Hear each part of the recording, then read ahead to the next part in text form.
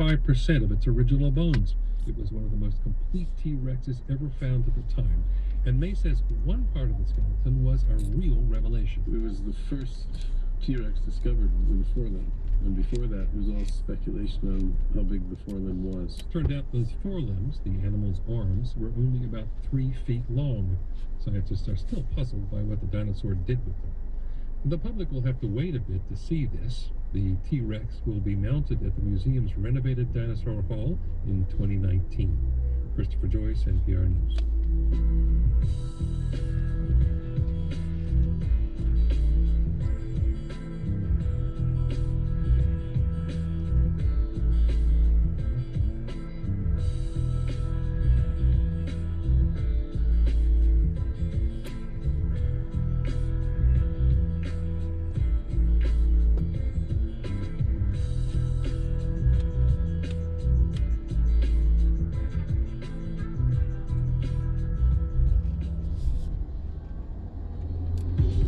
Jamaica wants reparations for slavery from the UK.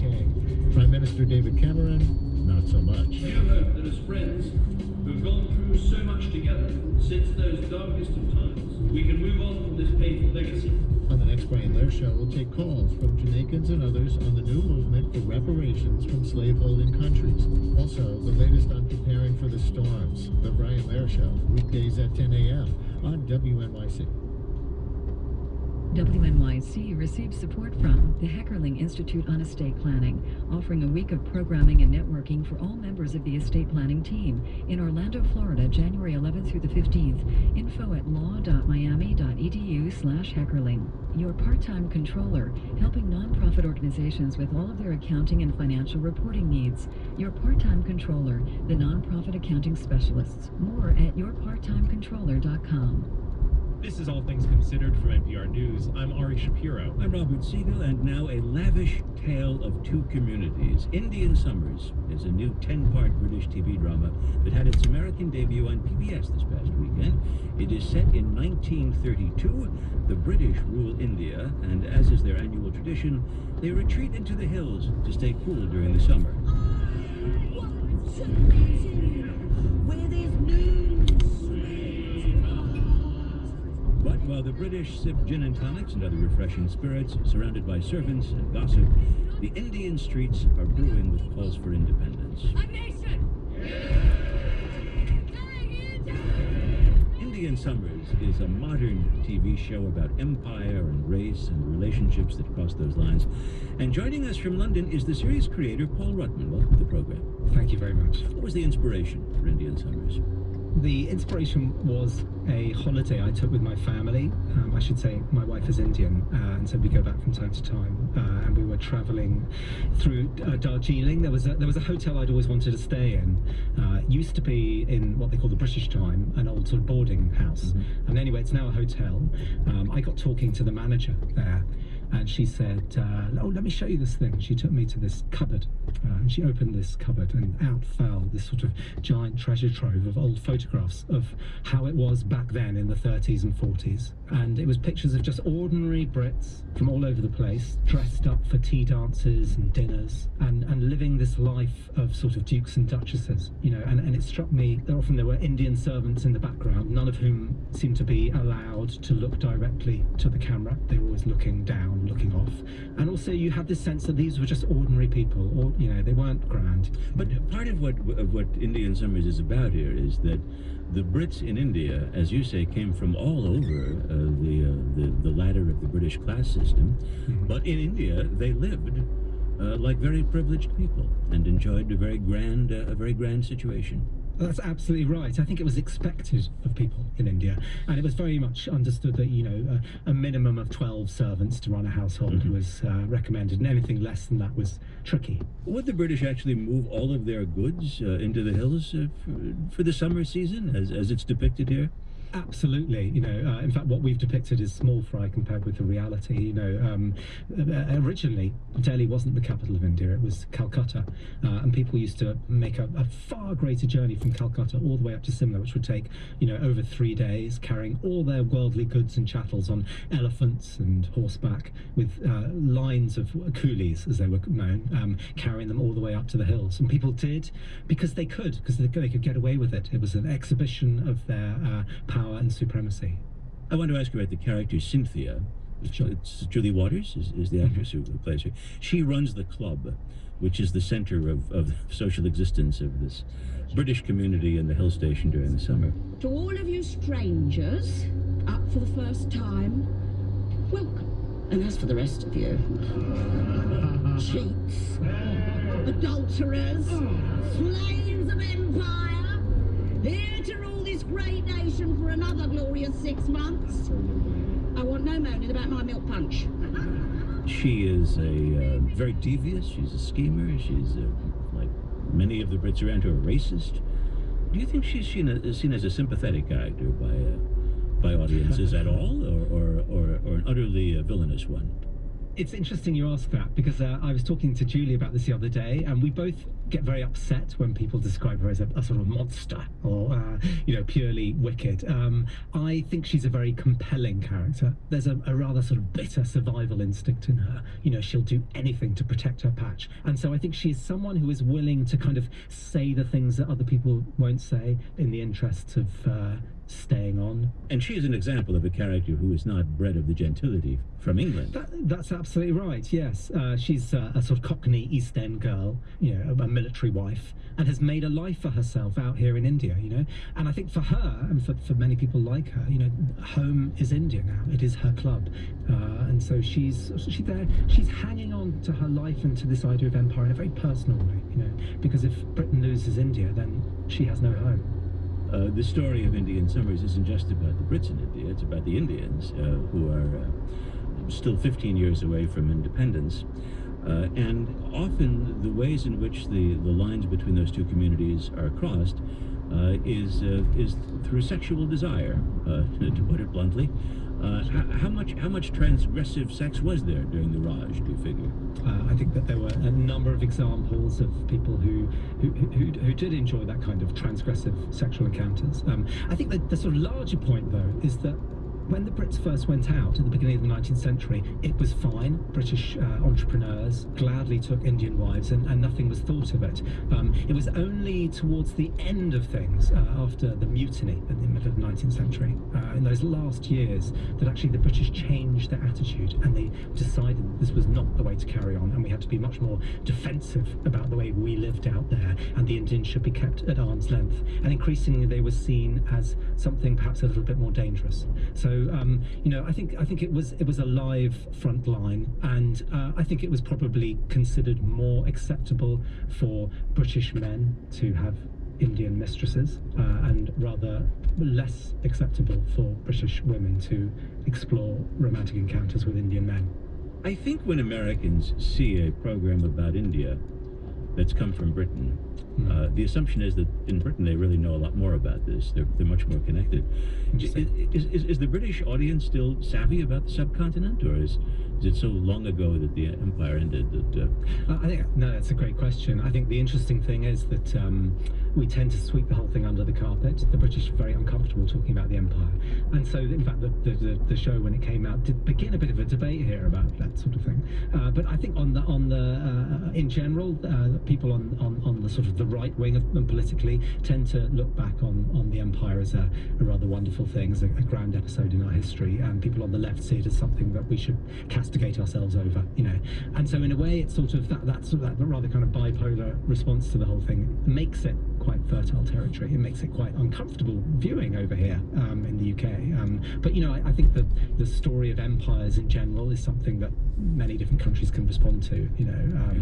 That sense of kind of waning power, of having let go of something. I think it haunts the British still. I think we're still bothered by it. We still have this feeling that maybe we were bigger, better people then, or a greater power then, and that we have to kind of strut on the world stage a little more than perhaps we have any right to. Well, Paul Ruckman, thanks a lot for talking with us about the show. It's a pleasure. Thank you very much. Paul Rotman, who spoke to us from London, is the creator of Indian Summers.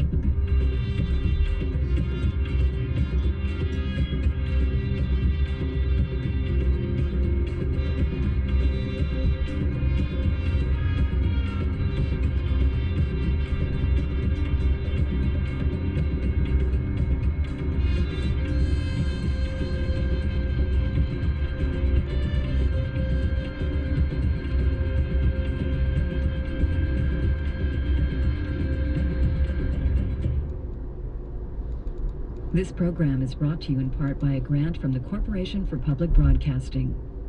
Support for NPR comes from WNYC members and from CFP on behalf of certified financial planner professionals committed to the highest standard in personal financial advice to help plan for major life events and reaching financial goals at letsmakeaplan.org.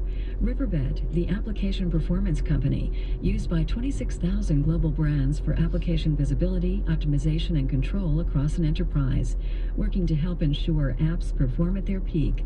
More at riverbed.com. And Athena Health, cloud-based EHR and practice management services for medical groups and health systems to help physicians work as one across the continuum of care. More at athenahealth.com.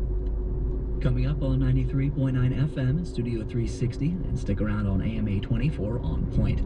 And tune in tomorrow. It looks like Whole Foods, the high-end grocery chain that's become a status symbol in some neighborhoods, is moving downstream. Tomorrow on WNYC's Money Talking, find out why the company is firing employees and trying to lower prices. Meanwhile, in Congress, Senator Elizabeth Warren is ruffling feathers in the financial services industry. Tune in to Money Talking tomorrow during the morning edition. A chance of showers all throughout tonight. It's going to be cloudy and breezy as well. The temperature dropping down to about 52 degrees overnight. Not much better tomorrow. Showers likely through the day. Cloudy, steady temperature around 53 degrees. It will be breezy as well. You're listening to WNYC at 8 o'clock. This is WNYC, FM, HD, and AM, New York. Just keep listening.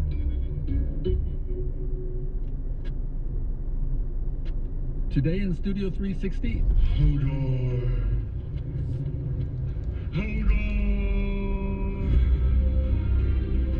he is the most likable character on Game of Thrones, but don't go near Hodor's castle. Smells of 8,000 corpses. Because it's covered with dead rabbits. If you look closely, you'll see like little rabbit feet and little asses. The actor Christian Nairn on the gritty realism of his medieval fantasy world and what it's like to become an internet meme. Plus, Chrissy Hine founded and still leads The Pretenders.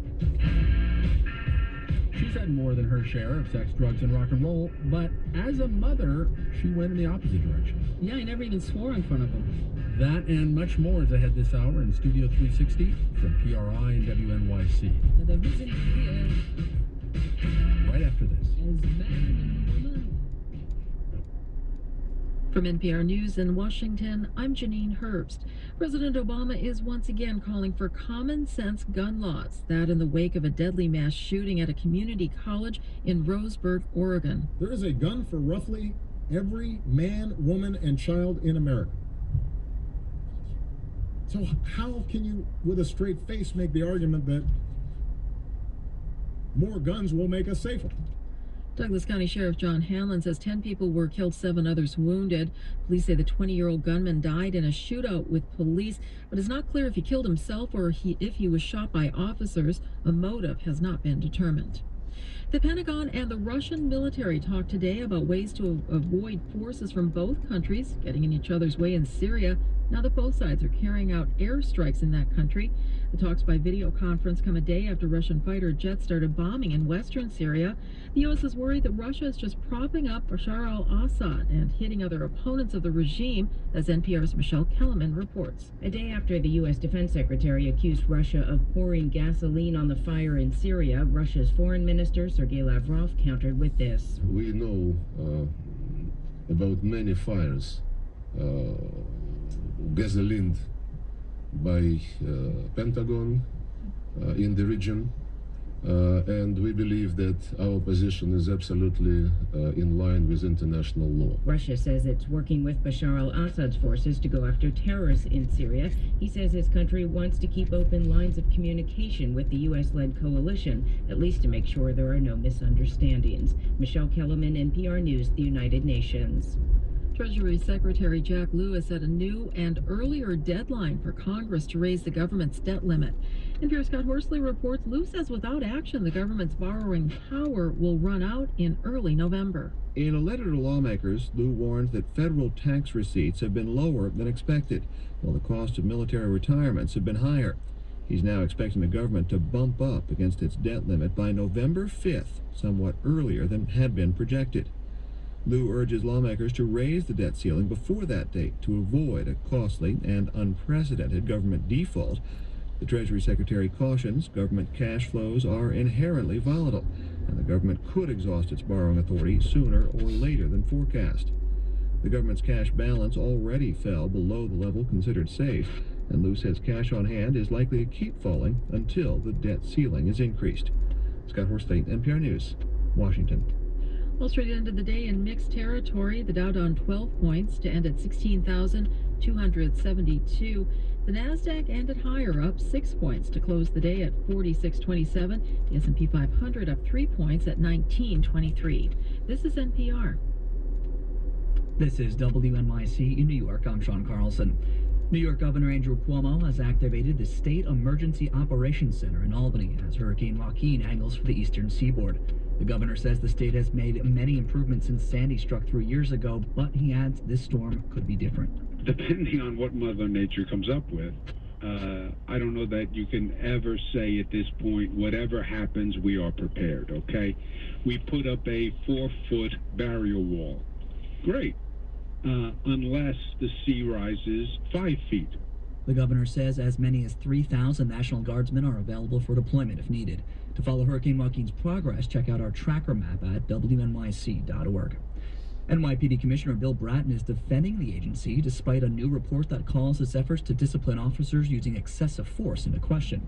The report from the Inspector General's office found that the department could do more to discourage excessive use of force, saying officers don't get clear-cut guidelines. Bratton pushed back on the Inspector General's allegations that the NYPD is miles behind other departments in reforming its practices. I'm very proud of this organization, and if the Inspector General of this city feels that we are in the dark ages, well, I think he's going to have to start analyzing his capabilities to analyze. The report comes the same day Bratton announced a new program to document every physical encounter officers have with the public. For the rest of tonight, chance of showers through the entire night, otherwise cloudy skies. It'll be breezy as well, the temperature dropping down to about 52 overnight. Showers likely through much of the day tomorrow as well. Those clouds are going to stick around as well with those breezy winds, steady temperature around 53 tomorrow, and periods of rain tomorrow night with a temperature around 52 degrees.